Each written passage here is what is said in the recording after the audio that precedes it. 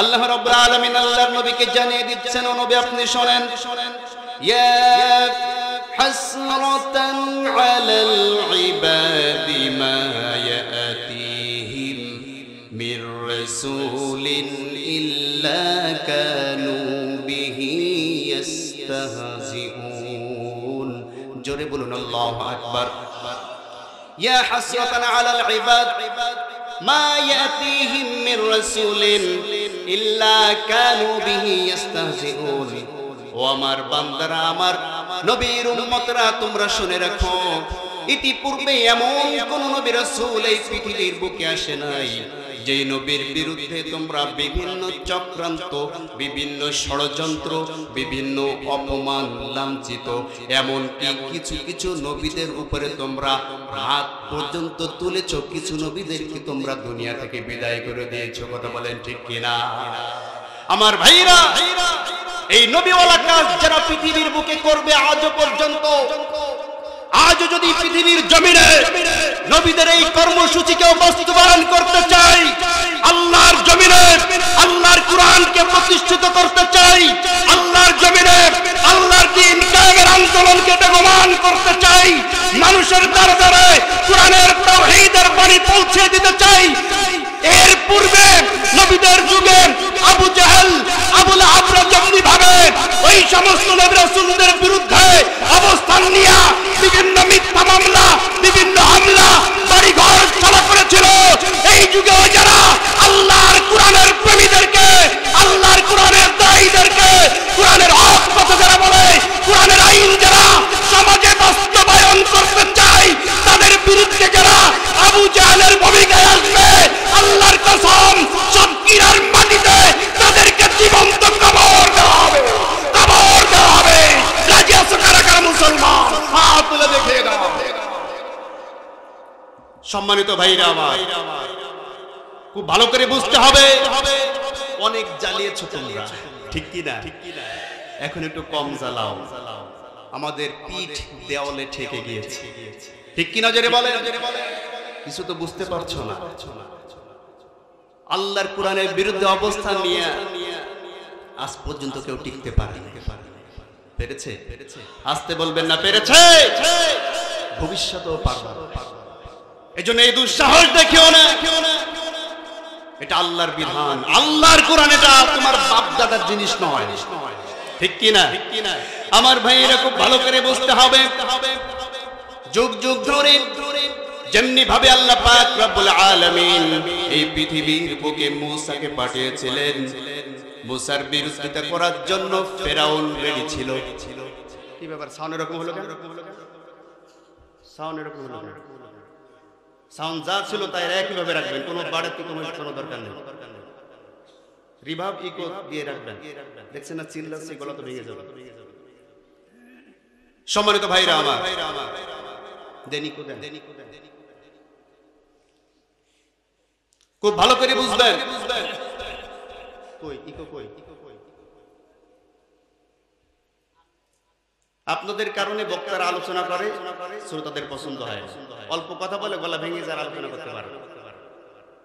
আপনার sound system অনেক ভালো, তাই এরকম করতেছেন কেন?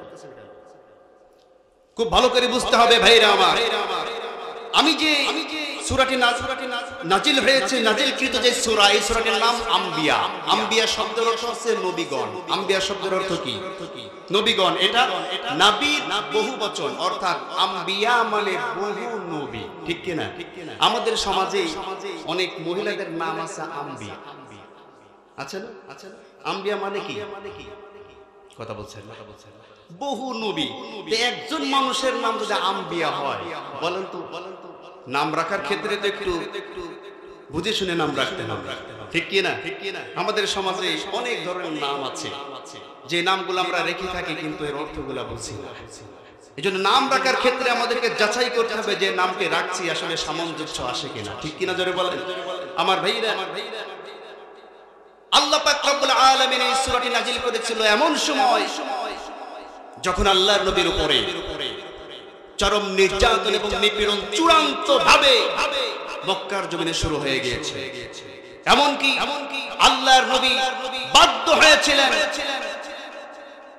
সাহাবায়ে কিরামদেরকে বলতে যে তোমরা মক্কা ছেড়ে আবিসিনিয়ায় হিজরত করো, ঠিক কি না? এমন চরম নির্যাতনের সময় আল্লাহ পাক রব্বুল আলামিন আমাদের উদ্দেশ্যে এই সূরাটি নাযিল করেছেন। শোনো বান্দারা, তোমরা কোথায় আছো? কিসের ভরে তোমরা বসে আছো? কার কথা শুনে তোমরা আমি আল্লাহর কথা শোনার পরেও তোমরা দূরে সরে যাচ্ছ? কারণ কিয়ামত আর কিন্তু বেশি দেরি নাই, ঠিক কি না? কিয়ামত কি আর কোনো বেশি দেরি আছে নাকি? আমার ভাইয়েরা খুব ভালো করে বুঝতে হবে। আল্লাহ নবী সাল্লাল্লাহু আলাইহি ওয়াসাল্লাম বলেন, বুইস্তু আনা ওয়াসসাআতি কাহাতাইন, আমি এবং কিয়ামত এইভাবে দুই আঙ্গুল উঁচা করে আল্লাহর নবী বলছেন, আমার আর কিয়ামতের মধ্যে এই আঙ্গুলের পরিমাণ সময় বাকি আছে। তোমরা মনে করছো যে এখনো অনেক দিন যাবত তোমরা পৃথিবীতে বাঁচবে, এত সাল অত সাল কত সালের কথা আমরা শুনেছি, এতদিন থাকবো ততদিন থাকবো, কিন্তু আল্লাহ বলছেন তোমাদের নির্দিষ্ট একটি সময় আছে, ঠিক কিনা জেনে বলেন? ইকতারাবা লিন-নাসি হিসাবুহুম ওয়া হুম ফি গাফলাতিন মুরিদুন। জোরে বলুন আল্লাহু আকবার। ইকতারাব, অবশ্যই অবশ্যই তোমাদের নিকটবর্তী হয়ে গিয়েছে কিয়ামত। কিয়ামতের সময়টা তোমাদের নিকটবর্তী হয়ে গিয়েছে। হাদিসের মধ্যে আসছে কোন ব্যক্তির জীবনের পরিসমাপ্তিটাও একটা কিয়ামত, ঠিক কিনা জেনে বলেন? একজন ব্যক্তির মৃত্যু হয়ে গেল, এই মৃত্যুটাই তার জন্য কিয়ামত। আমার ভাইরা খুব ভালো করে বুঝতে হবে। এজন্য আপনারা বলেন তো, আজকের এই মাহফিল শোনার পরে বাড়ি ফিরতে পারবো নিশ্চিতভাবে বলতে পারেন কারা কারা? হাত উঁচু করেন। কেউ পারবেন নাকি? তাহলে বোঝা গেল কবে আমাদের কিয়ামত হবে, কবে মৃত্যু হবে আমরা কেউ জানি না। জানি নাকি? জোরে বলেন আমার ভাইরা। এজন্য আল্লাহ বলছেন লিন-নাসি হিসাবুহুম, মানুষের কিয়ামত অতি নিকটবর্তী এবং তাদের হিসাব নিকাশ দেওয়ার সময়টাও নিকটবর্তী হয়ে গিয়েছে।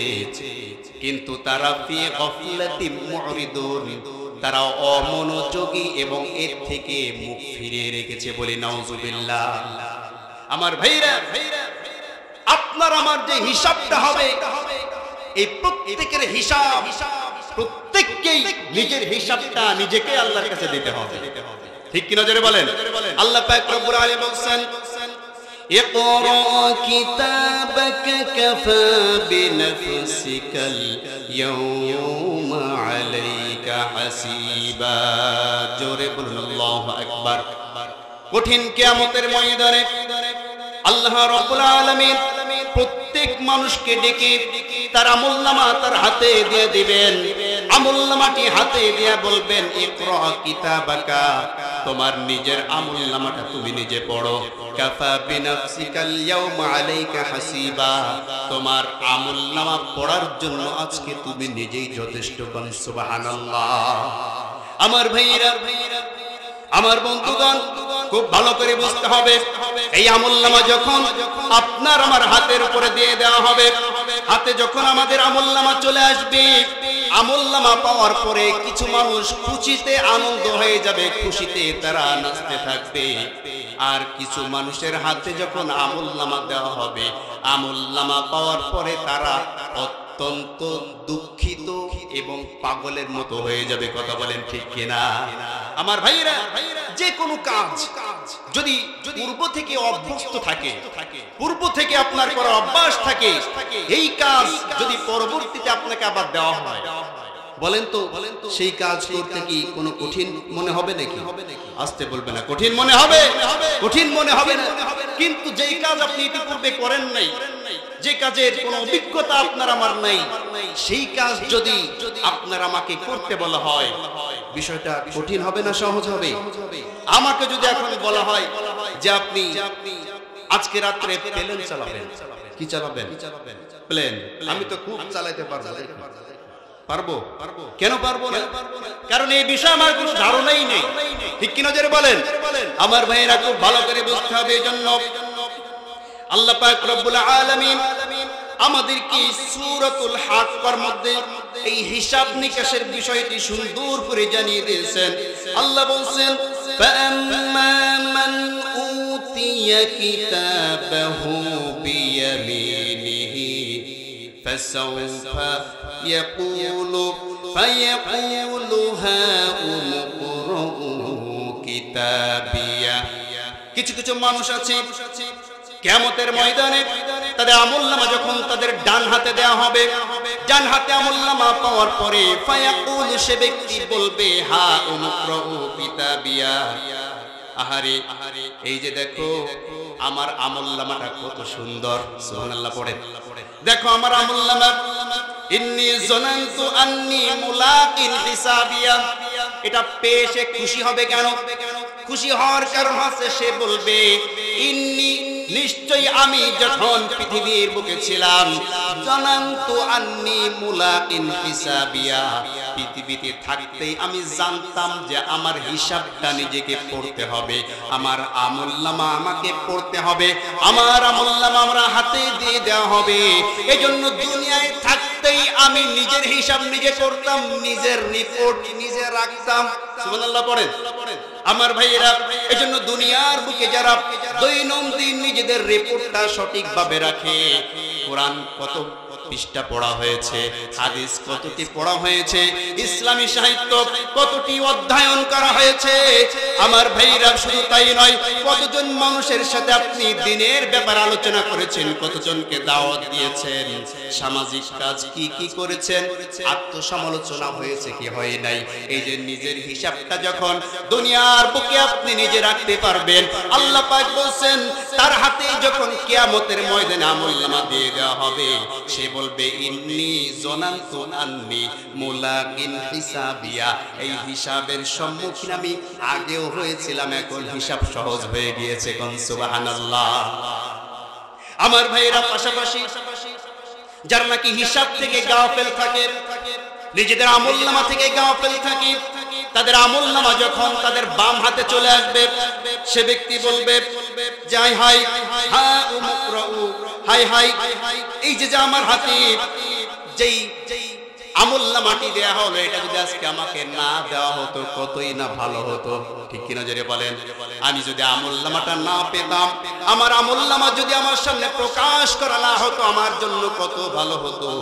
আল্লাহ পাক বলছেন ওয়ালাম আদরি মা হিসাবিয়া, আজকের এই হিসাব যদি আমার সামনে পেশ না করা হতো, ইয়া লাইতাহা কানাতিল কাদিয়া মা আগনা আন্নী মালিয়া।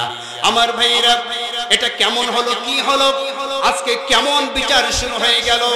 আমার যে সম্পদ ছিল দুনিয়ায়, সেই সম্পদ কই গেল, আমার ক্ষমতা ছিল দুনিয়ায়, ক্ষমতা কই গেল। ঠিক কিনা জোরে বলেন? আমার ভাইরা, সম্পদের বড়াই দেখিয়ে, টাকার অহংকারী করে ইসলামী আন্দোলন যারা করে, তাদের বিরুদ্ধে অবস্থান নেয় দুনিয়ার বুকে। ঠিক কিনা জোরে বলেন? আর যাদের একটু ক্ষমতা আছে, ক্ষমতা পাওয়ার পরে মরিয়া হয়ে ওঠে ইসলামের বিপক্ষে কাজ করার জন্য, কিয়ামতের ময়দানে আফসোস করবে মা আগনা আন্নী মালিয়া, আমার সেই সম্পদ কই গেল, হালাকা আন্নী সুলতানিয়া, আমার সেই ক্ষমতা কই গেল। আল্লাহ বলবেন খুজুহু ফাগুল্লু, ধর বেটাকে বেড়ি পরা, ধর বেটাকে জাহান্নামের বেড়ি পরা, সুম্মাল জাহিমা সাল্লুহু, এবং তাকে নিক্ষেপ কর জাহান্নামের মধ্যে। বলি নাউযু বিল্লাহ। সুম্মা ফি সিলসিলাতিন সাবউহা যারউনা সাবউনা যিরাআন ফাসলুকুহু।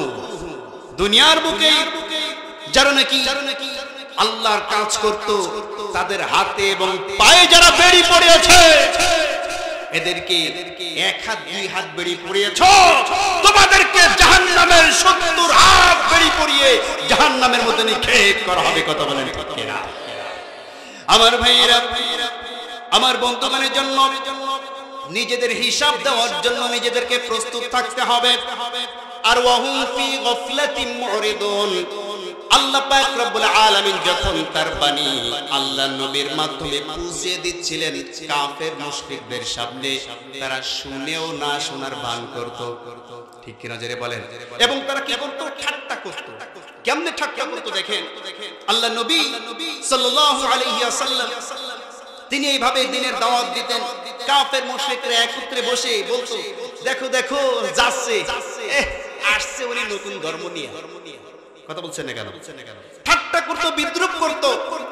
আবু জেহেলের একটা চরিত্র ছিল, কোন ব্যক্তির কাছে যদি কেনা বেচা করতো এবং সে যদি একটু দুর্বল হতো বা বাহিরের মানুষ হতো, আবু জাহেল তার কাছে কোনো কিছু কিনলে তাকে সঠিক মূল্যটা দিত না। কথা কি বুঝতে পেরেছেন? ঠিক এমন একজন ব্যক্তি বাহিরে থেকে এসেছে, আবু জেহেলের কাছে উট বিক্রি করেছে। কি বিক্রি করেছে? আল্লাহর নবী সাল্লাল্লাহু আলাইহি ওয়াসাল্লামকে কটাক্ষ করত। এই ঘটনা বলতে গিয়ে তাফসীর মধ্যে লেখা হয়, আবু জেহেলের কাছে একজন ব্যক্তি উট বিক্রি করেছিল। আবু জেহেল সেই উট কিনে নেওয়ার পরে উটের দাম দেয় নাই। কি দেয় নাই? উটের দাম আবু জেহেল দেয় নাই। এই ব্যক্তিটি মক্কার যেই সমস্ত সম্ভ্রান্ত নেতা শ্রেণীর মানুষ ছিল, প্রত্যেকের দ্বারে দ্বারে গিয়ে আবু জেহেলের বিরুদ্ধে অবজেকশন দিয়েছিল। প্রত্যেকটা মানুষ বলেছিল, আবু জেহেলের বিরুদ্ধে আমরা কিছু বলতে পারবো না। এবার উতবা, শাইবা, মুগীরা এরা এক জায়গায় বসেছিল। তাদের কাছে যখন এই ব্যক্তিটি চলে গেল, ঠাট্টা করে বলছে, এক কাজ করো, ওই যে লোকটা যায় পাগলের মতো, ওই বেটার কাছে বলো দেখো কি করতে পারে। কথা বুঝেন নাই? মানে মানে মানে ওই যে বলে না যে খেলা দেখা হবে এখন তামাশা করার জন্য, যে মুহাম্মাদের কাছে যাও, মুহাম্মাদের কাছে গিয়ে বলো, নালিশ দাও, দেখবা মুহাম্মাদ একটা ব্যবস্থা করবে। এই লোকটি সত্যি মনে করলো যে হয়তো বা সে আমাকে এটা কাজটা উদ্ধার করেও দিতে পারে। তিনি গেলেন মুহাম্মদ সাল্লাল্লাহু আলাইহি ওয়াসাল্লামের কাছে, গিয়া বলছেন যে মুহাম্মদ, আপনার অনেক সুনাম শুনলাম, তা আবু জেহেলের কাছে আমি একটা উট বিক্রি করেছি। এই উট বিক্রি করার ফলে আবু জেহেল আমার দামটা, আমার এই বিনিময়টা ঠিক মতো না দিয়ে সে আমার উটটা নিয়ে চলে গিয়েছে। আপনি একটু আমার এই টাকাটার ব্যবস্থা করে দেন। সুবহানাল্লাহ। আমার ভাইয়েরা, তারা দূর থেকে দেখছে আর ঠাট্টা করছে আর হাতে তালি দিচ্ছে, খেলা জমবে। মুহাম্মদকে পাঠিয়েছে কার দরবারে? মুহাম্মাদের চিরশত্রু আবু জেহেলের দরবারে। মুহাম্মদ সাল্লাল্লাহু আলাইহি ওয়াসাল্লাম ওই ব্যক্তিটির হাত ধরে বলছে, চলেন আমার সাথে। আল্লাহর নবী সাল্লাল্লাহু আলাইহি ওয়াসাল্লাম কারোর সাথে কোনো কথা না বলে সুজা চলে গেলেন আবু জেহেলের বাড়িতে। গিয়ে দেখলেন আবু জেহেল তার ঘরের মধ্যে অবস্থান করছে।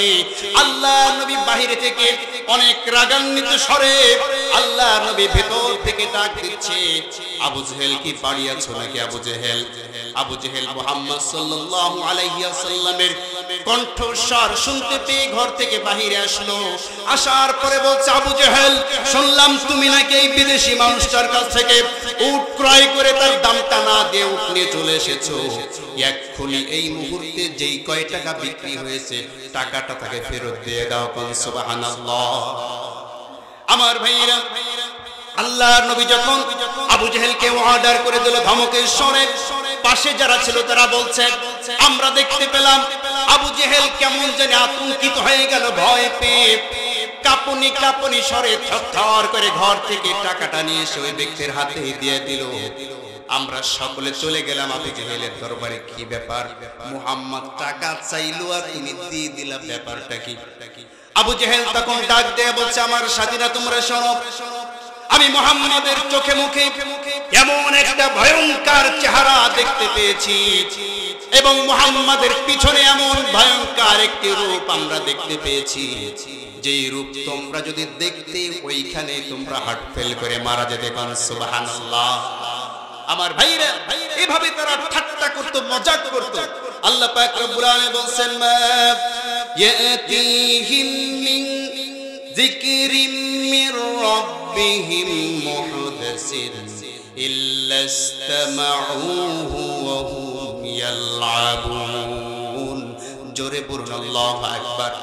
মা ইয়াতিহিম মিন যিকরিম মির রাব্বিহিম, যেটা নাজিল হতো তোমাদের রবের পক্ষ থেকে, তোমাদের রবের আদেশ, তোমাদের রবের পক্ষ থেকে উপদেশ যখন নাজিল করা হতো, মুহদাসিন তাদের সামনে যখন আসতো, আল্লাহ পাক বলছেন যে তারা বলতো মুহাম্মদ নতুন নতুন কথা নিয়ে এসেছে, নতুন ধর্ম নিয়ে এসেছে। ঠিক কিনা জোরে বলেন?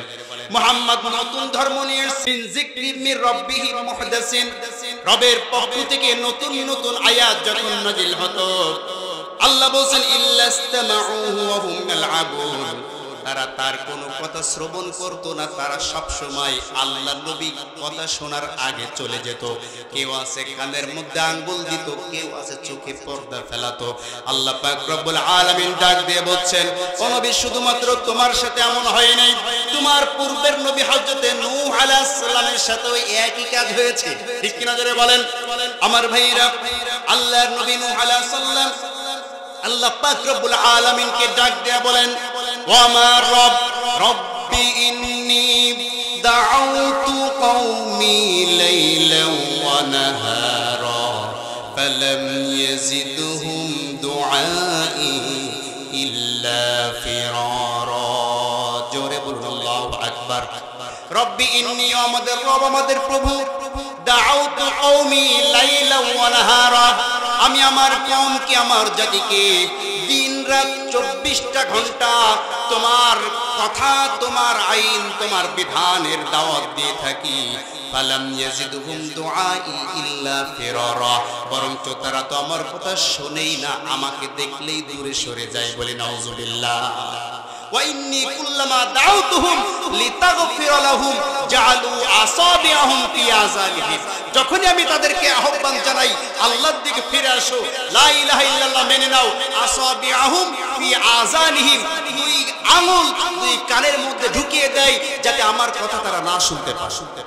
ওয়াস্তাগশাউ সিয়াবাহুম, আর আমি যে রাস্তা দিয়ে যখনই আমাকে তারা দেখে, আমাকে দেখে তারা তাদের চোখের উপরে পর্দা ফেলে দেয় যাতে আমাকে দেখতে না পায়। ও নবী, তোমার পূর্বে নূহ আলাইহিস সালাম দাওয়াত দিয়েছিল, নূহ আলাইহিস সালামের দাওয়াতেও তারা সকলে ফিরে আসে নাই।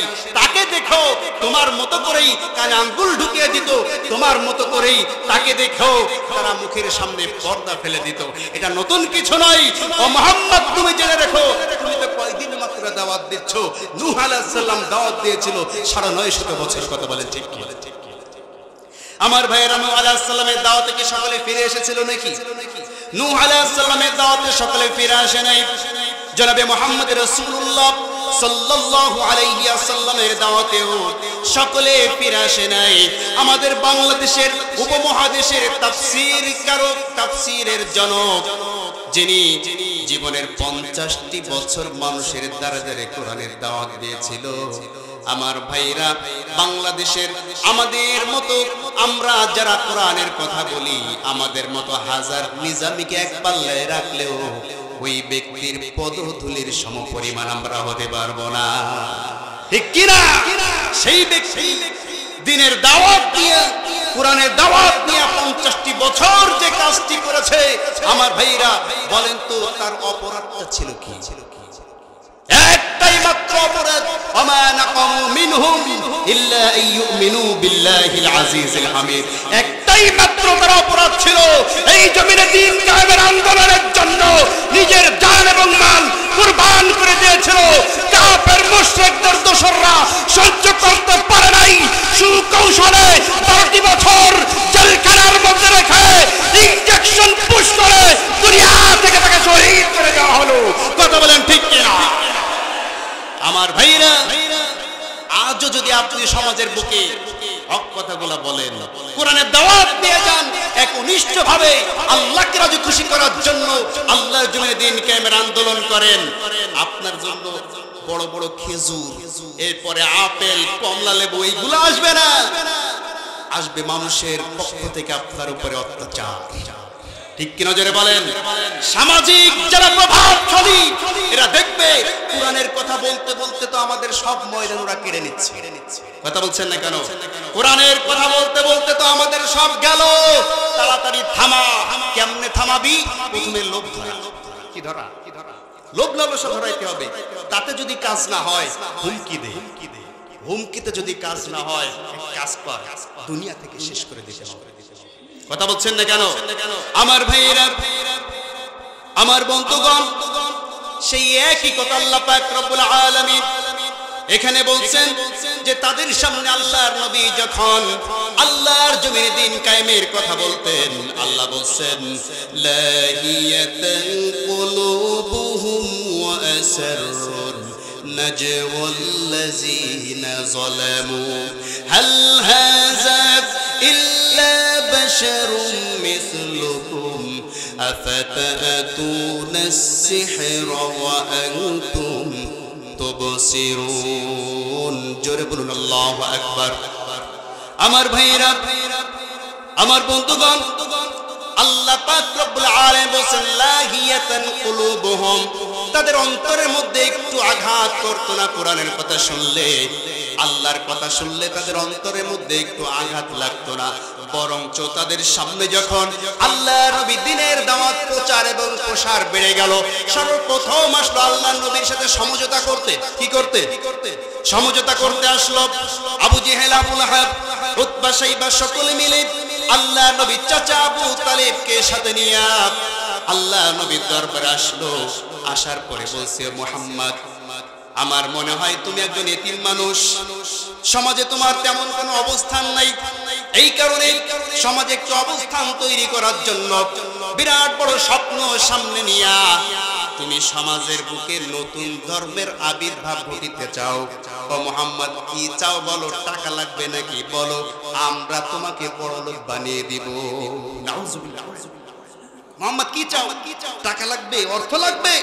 আমি আবু জেহেল বলছি, আমরা মক্কার সমস্ত লিডাররা মিলে তোমার জন্য চাঁদা তুলে মক্কার সবচাইতে ধনী ব্যক্তিতে তোমাকে পরিণত করব। কি চাও? টাকা চাও? আল্লাহ নবী বলছেন, আমি টাকা পয়সা আমার কিছু লাগবে না। এবার আবু জেহেল বললেন, ঠিক আছে, টাকা লাগবে না বুঝলাম, তাহলে তুমি কি চাও? তুমি কি ক্ষমতা চাও নাকি? কথা বলছেন না কেন? তুমি কি ক্ষমতা চাও? তুমি কি মক্কার লিডার হতে চাও? যদি তুমি ক্ষমতা চাও, মক্কার লিডার যদি তুমি হতে চাও, আমাদের কাছে বলো, আমরা সকলে মিলে তোমাকে মক্কার রাষ্ট্রপতি বানিয়ে দেব। কি বানিয়ে দেবে? আল্লাহ নবী কি নিয়েছিলেন? কেন নেন নাই? খুব ভালো করে বুঝবেন, রাসূল করিম সাল্লাল্লাহু আলাইহি ওয়াসাল্লামকে এই অফার যখন দেওয়া হয়েছিল, আল্লাহ নবী ইচ্ছা করলে রাষ্ট্রীয় ক্ষমতার রাষ্ট্রপতির পদে তিনি বসতে পারতেন, কিন্তু তিনি দেখলেন, আমি যদি এখন রাষ্ট্রপতি হই, আমার দলে তো যোগ্য সম্পন্ন কোনো লোক নেই। ঠিক কি নজরে বলেন? আমি যদি রাষ্ট্রপতি হই, প্রধানমন্ত্রী হবে আবু জেহেল, খাদ্যমন্ত্রী হবে আবু লাহাব, অর্থমন্ত্রী হবে উতবা, ধর্মমন্ত্রী হবে শাইবা, এভাবে করে আমার যে উদ্দেশ্য ইসলাম প্রতিষ্ঠিত করা, তার 12টা খুব ভালো করে বাজবে। ঠিক কি নজরে বলেন? সুতরাং আল্লাহ নবী সাল্লাল্লাহু আলাইহি ওয়াসাল্লাম বলেছিলেন, তোমাদের এই সমস্ত দুনিয়াবি কোনো ক্ষমতা আমার প্রয়োজন নাই। কন্যা সুবহানাল্লাহ। আমার ভাইরা, আল্লাহ নবী থেকে ফর্মুলা নিতে হবে দেশ চালানোর জন্য, সমাজ চালানোর জন্য, রাষ্ট্র গঠন করার জন্য। আমার ভাইরা, উপযুক্ত লোক আমাদেরকে তৈরি করতে হবে, যারা নিজেদের সংসার, নিজেদের জীবন, এমনকি রাষ্ট্র পরিচালনার প্রত্যেকটা ক্ষেত্রে প্রত্যেকটা পদে তারা অবস্থান নিয়ে সুন্দরভাবে রাষ্ট্র চালাইতে পারে, এই ধরনের লোক আগে তৈরি করে এরপরে বাংলাদেশ সহ সারা বিশ্বে খেলাফতের রাজ কায়েম করার সিদ্ধান্ত নিতে হবে। এই লোক তৈরি করতে হবে। তৈরি হবে কিভাবে? আল্লাহর নবী এই লোক তৈরি করেছিলেন পবিত্র কুরআনুল কারীমের দাওয়াতের মাধ্যমে। কথা বলেন ঠিক কিনা? আমার ভাইরা, তারা বলল, ঠিক আছে, যখন তুমি ক্ষমতা না চাও, এখানে আরেকটা তাফসীর আছে। আমরা অনেক সময় বলি, অনেকে এই কথাগুলা বলতে চায় যে যারা ইসলামী আন্দোলন করছে এরা ক্ষমতার লোভে করে। কথা বলছেন না কেন? আলেমরা ইসলামের কথা বলে, কোরআনের কথা বলে, এরা ক্ষমতার লোভে কথা বলে। আল্লাহর কসম করে বলছি, ইসলামী আন্দোলন যারা করে এরা কোনো ক্ষমতার লোভে ইসলামী আন্দোলন করে না।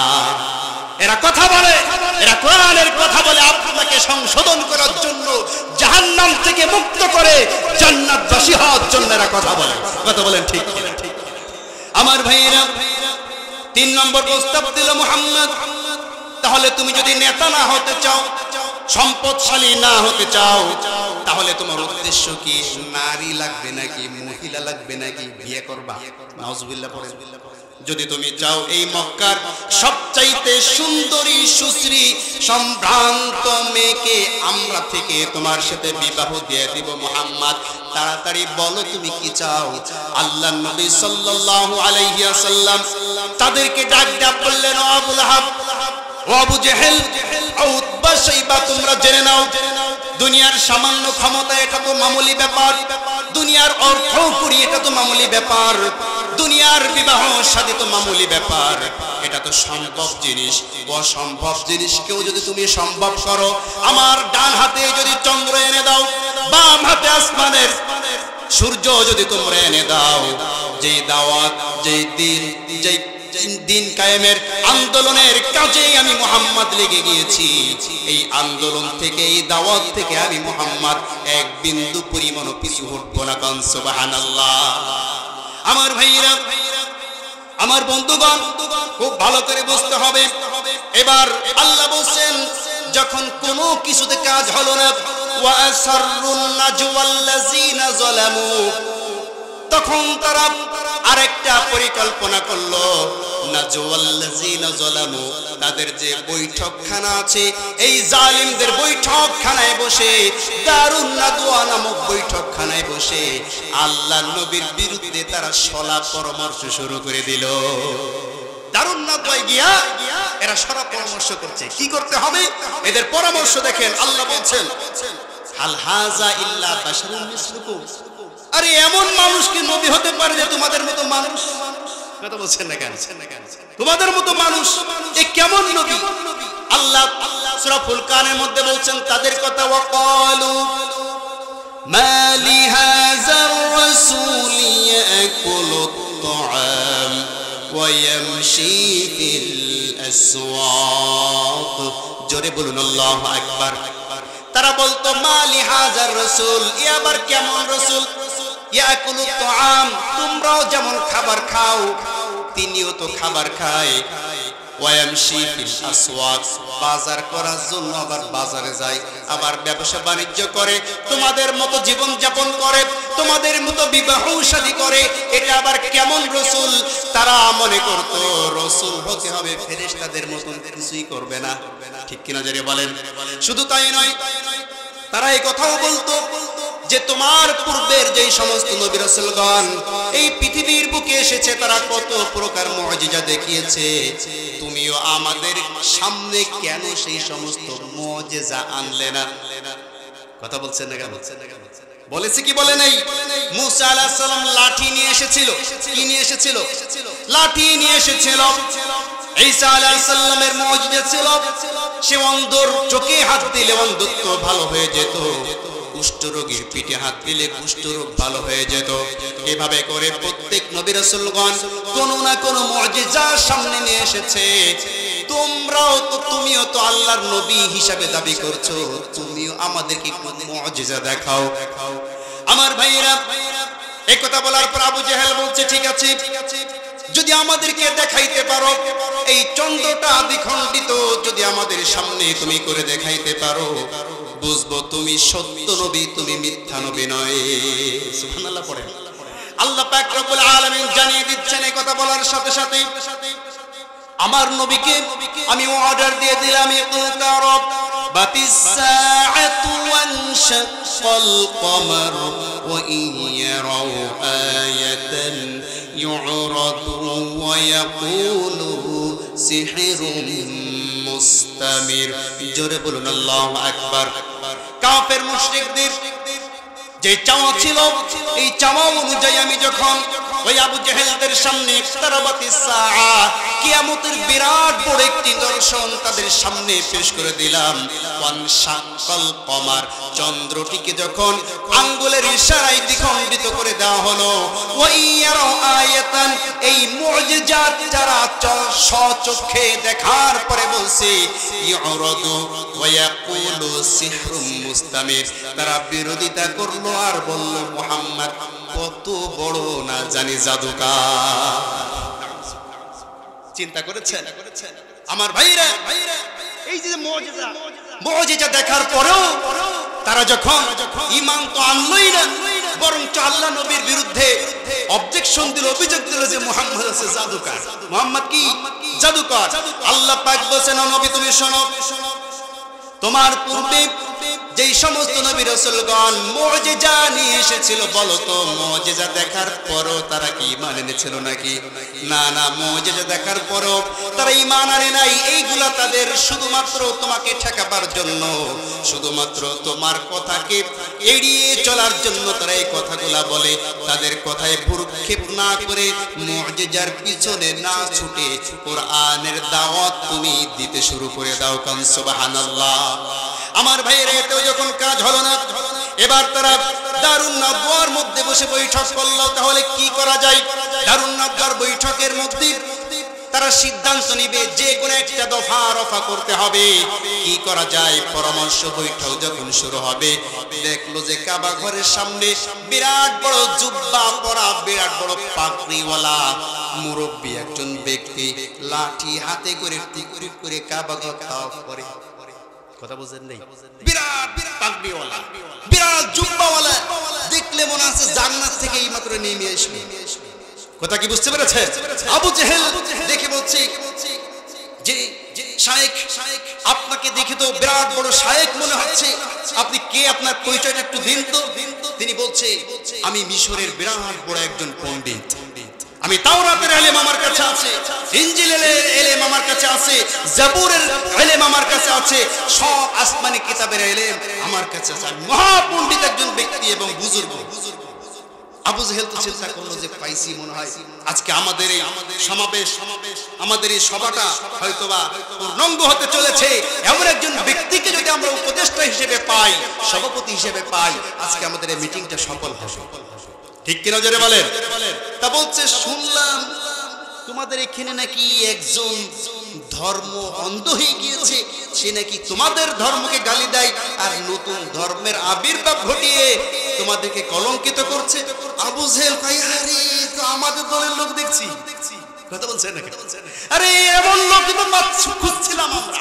আমার ভাইরা পাগড়ি দেখে, জুব্বা দেখে, বড় বড় টুপি দেখে, সুন্দর পরিশ্রমী, সুন্দর চেহারা, নুরানি চেহারা দেখে বলে থাকা যাবে না এই পাগড়ির মধ্যে, জুব্বার মধ্যে যেমন ইবলিস লুকিয়ে ছিল, ঠিক তেমনি ভাবে বড় বড় পাগড়ি, বড় বড় জুব্বার মধ্যে ফরিদউদ্দিন মাসউদের মতো, নাজিবুল বাশারের মতো কোলাঙ্গার, যারা নাকি সাইদি সাহেবের বিরুদ্ধে ফাঁসির জন্য আমার ভাইরা কলঙ্কিত সাহাবাকে যেতে পারে, তাদের মতো কোলাঙ্গার আলেমও থাকতে পারে। কথা বলেন ঠিক কিনা? পাগড়ি দেখলে ভোলা যাবে না, আমরা তো পাগড়ি দেখে হুজুর চিনি। কথা বলছেন না? কত বড় পাগড়ি, এত বড় জুব্বা, এর মতো হুজুর তো আর হয় না। রুমাল মুড়ি দিয়ে থাকে সব সময়, রুমাল উঁচাই করে না। কথা বলছেন না? রুমাল মাথায় দিলে, পাগড়ি মাথায় দিলে সে বড় হুজুর হয় না। ওর মধ্যে নাজিবুল বাশার থাকতে পারে, মাইজ ভান্ডারীর ওই কোলাঙ্গার থাকতে পারে। ঠিক কিনা জেনে বলেন? ফরিদউদ্দিন মাসউদের মতো নরপিচাস থাকতে পারে। ঠিক কিনা? ও যদি তওবা করে ফিরে না আসে, আল্লাহর কসম এই আকীদা নিয়ে, এই বিশ্বাস নিয়ে যদি মারা যায়, তওবা যদি না করে, আল্লাহর কসম এই ব্যক্তি জাহান্নামের কীট হিসেবে মৃত্যুবরণ করবে। কথা বলেন ঠিক? আমরা দোয়া করি আল্লাহকে তওবা করার তৌফিক দান, বলেন আমিন। আমার ভাইরা, এই যে জুব্বা পরা পাগড়িওয়ালা মিস্টার ইবলিসকে দেখি, তাকে সভাপতি বানিয়ে দিল। এই মিটিং শুরু হয়ে গেল। মিটিং এর মধ্যে বিভিন্ন প্রস্তাবনা শুরু হয়ে গিয়েছে। কি করা যায় মুহাম্মাদের বিরুদ্ধে, কিভাবে মুহাম্মাদকে থামানো যায়? ঠিক কিনা জোরে বলেন?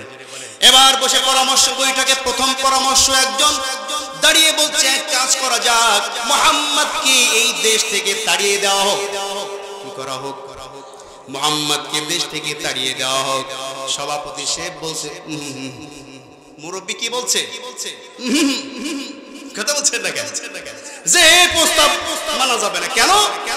তোমরা তো মুহাম্মাদকে চিনো না। মুহাম্মদ সুমিষ্ট ভাষী একজন বক্তা, সুমিষ্ট ভাষী একজন ব্যক্তি, সুদর্শন চেহারা, তার কথার মধ্যে জাদু আছে। তাকে যখন তোমরা এই এলাকা থেকে তাড়িয়ে দিবে, অন্য এলাকায় গিয়া দাওয়াতি কাজ করে, লোক জোগাড় করে তোমাদের উপর হামলা করে আবার মক্কা দখল করবে। সুতরাং মুহাম্মদকে দেশ থেকে তাড়ানোর এই প্রস্তাব এই মুহূর্তে মানা যাবে না। দ্বিতীয় আরেকটা প্রস্তাব আসলো। দ্বিতীয় প্রস্তাবটা হচ্ছে, তাহলে এক কাজ করা যাক, মুহাম্মদকে জেলের মধ্যে বন্দী করে রাখা হোক। সভাপতি সাহেব বলছে এই প্রস্তাব এখন মানা যাবে না। এই প্রস্তাব কেন মানা যাবে না? কারণ মুহাম্মদ সাল্লাল্লাহু আলাইহি ওয়াসাল্লাম সে তার অনুসারীদের কাছে অনেক জনপ্রিয় একজন ব্যক্তি। সে তার অনুসারীদের কাছে এমন একজন ব্যক্তি, তারা নিজেদের জীবন বাজি রেখে জেলখানা ভেঙে মুহাম্মদকে বন্দিশালা থেকে মুক্ত করে তোমাদের বিরুদ্ধে অ্যাকশন নিবে। সুতরাং মুহাম্মদকে বন্দি করে বেশি দিন রাখতে পারবা না, অন্য কোনো উপায় আছে কিনা তাই বলো। অনেক চিন্তা ভাবনা করার পরে আবু জেহেল দাঁড়িয়েছে। আবু জেহেল দাঁড়িয়ে এবার মনে মনে বলছে, আমার প্রস্তাবটা আমি পেশ করলে সকলে রাখবে কিনা, কি হয় না না হয় হয়তো বলতে পারছে না। কারণ আবু জেহেলের চাইতে মুহাম্মদ সাল্লাল্লাহু আলাইহি ওয়াসাল্লামের বংশ ছিল অনেক বড়, ঠিক কিনা জোরে বলেন। এরপরে সভাপতি বলছে, কি ব্যাপার, কিছু বললে বলো, তাড়াতাড়ি বলো, অসুবিধা নেই, আমি তো আছি। কথা বলেন। আমাদের সমাজে এমন কিছু নেতা আছে দেখবেন, মানুষকে উস্কায়, আরে কোনো অসুবিধা নেই, আমি তো আছি, যাও মাথা ফাটা, বড় ভাই বলেছে অসুবিধা নেই। পাম্পটি শুনে বড় ভাইয়ের কথা শুনে যখন মাথা ফাটায়, মাথা ফাটাবার পরে যখন কেস কাছারি হয়, পুলিশে ধরতে আসে, বড় ভাইয়ের অবস্থা খারাপ। বড় ভাই কয় আমি জানি না। কি কয়? আমি জানি না। আমার ভাইয়ের ইবলিশের কাজ এটা। আল্লাহ ইবলিশের এই কথাও কোরআনের মধ্যে বলেছেন। আল্লাহ রাব্বুল আলামিন বলেন, কামাসালিশ শাইতানি ইয ক্বালা লিল ইনসানি কুফর ফালাম্মা কাফারা ক্বালা ইন্নী বারীউম মিনকা ইন্নী আখাফুল্লাহ রাব্বাল আলামিন। জোরে বলুন আল্লাহু আকবার। কামাসালিশ শাইতান, শয়তানের একটি কাজ হচ্ছে এমন, তার উপমা হচ্ছে এরকম, ইয ক্বালা লিল ইনসানি কুফর, মানুষকে পাম্পটি দেয় যে আল্লাহর সাথে কুফরি করো, এই কাজটি করো। ফালাম্মা কাফারা, শয়তানের পাম শুনে যখন মানুষ অন্যায় করে, অপরাধ করে, এবার অন্যায় যখন সংগঠিত হয়ে যায়, বড় ভাইয়ের মতন বলে, ইন্নী বারীউম মিনকা, তোমার সাথে আর আমার সাথে কোনো সম্পর্ক নেই। ঠিক কিনা জোরে বলেন। আমার ভাইয়েরা, আমার বন্ধুগণ, আবু জেহেল যখন দাঁড়িয়েছে, এবার পরামর্শ বৈঠকে ইবলিস বলছে, তাড়াতাড়ি বলো কি বলবে। আবু জেহেল বলছে, আমার পরামর্শ হচ্ছে মুহাম্মদকে বাঁচিয়ে রাখা দরকার নাই, মেরে দিলেই সব শেষ। ঠিক কিনা জোরে বলেন। মুহাম্মদকে যদি হত্যা করা হয়, মুহাম্মদকে হত্যা করতে পারলে ইসলামী আন্দোলন বন্ধ হয়ে যাবে। মুহাম্মদকে শেষ করে দিতে পারলে কালিমার দাওয়াতগুলো বন্ধ হয়ে যাবে। সুতরাং কোনো কথা নাই, মুহাম্মদকে হত্যা করতে হবে। ইবলিস মুস্কি মুস্কি হাসে আর বলে, আমিও তো এইটাই চেয়েছিলাম। ঠিক কিনা জোরে বলেন। ইবলিস এবার বলছে, তুমি যে পরামর্শ দিয়েছো এই পরামর্শে আমি একমত, কিন্তু তার মধ্যে আমার ডাবল পরামর্শ আছে। কি আছে? ডাবল পরামর্শ। কি পরামর্শ বলেন? তোমরা একা একা যদি নিজেরা যদি মুহাম্মদকে হত্যা করো, তাহলে মুহাম্মাদের বংশের লোকজন তোমাদের বিরুদ্ধে অবস্থান নেবে, তোমাদের বিরুদ্ধে যুদ্ধ করবে। সুতরাং একলা মুহাম্মদকে হত্যা করা যাবে না। তোমাদের আরবের বড় বড় 10টি বংশের 10টি গোত্রের 10টি যুবককে তোমাদেরকে বাছাই করতে হবে, এবং এই 10 জন যুবক মিলে একসাথে মুহাম্মদকে হত্যা করতে হবে। একসাথে যদি মুহাম্মদকে হত্যা করা হয়, তাহলে একসাথে 10টি বংশের বিরুদ্ধে 10টি গোত্রের বিরুদ্ধে মুহাম্মাদের গোত্রের লোকজন যুদ্ধ করতে পারবে না। শেষ পর্যন্ত রক্তপণ যদি দাবি করে, 10 মিলে কালি করি কাজ, হারি জিতে নাহিলাজ। ঠিক কি না? যদি রক্তপণ দাবি করে, সবাই মিলে 10টি গোত্র থেকে চাঁদা তুইলা রক্তপণ শোধ করে দিবা, তোমাদের কোনো অসুবিধা হবে না। বলি নাউযুবিল্লাহ।